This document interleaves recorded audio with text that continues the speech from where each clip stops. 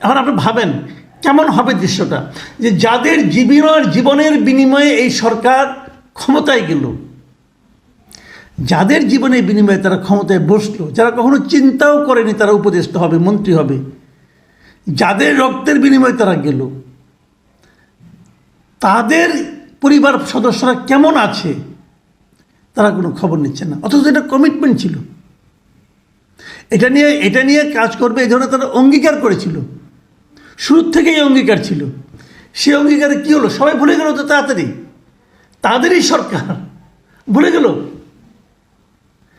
এই হলো আমাদের দেশ এখন, এই হলো আমাদের এই অন্তর্বর্তীকালীন রাজনৈতিক সরকার।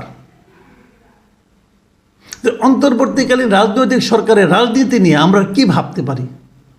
কতদূর যাবে এরা?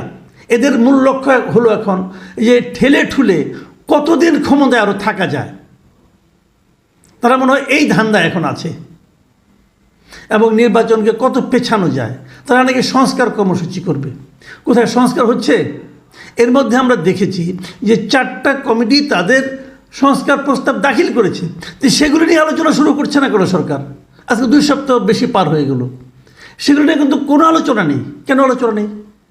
আলোচনাগুলো শুরু করেন, যত দেরিতে শুরু করবেন তত দেরিতে এগুলো সমাধান হবে। তাহলে আগেই গেলেও শুরু করছেন না, এরপর আরও সংস্কার আসবে, তো সবগুলো নিয়ে তো আপনি আস্তে আস্তে এরকম রয়ে আসে যদি কাজ করা শুরু করেন তাহলে তো আর কোনো কাজ হবে না। এগুলি করতে করতে আপনার 3-4 বছর কেটে যাবে। আর এর মধ্যে আপনারা নানা ধরনের উদ্বোধন করে মোটামুটি একটা ভাব নেবেন। আপনাদের মন্ত্রীরা হেলিকপ্টারে যাবে শীত বস্ত্র বিতরণ করতে। বাহ, কি আনন্দ, কি মজা! লটারিতে পাওয়া মন্ত্রিত্ব খুব মজা লাগে না?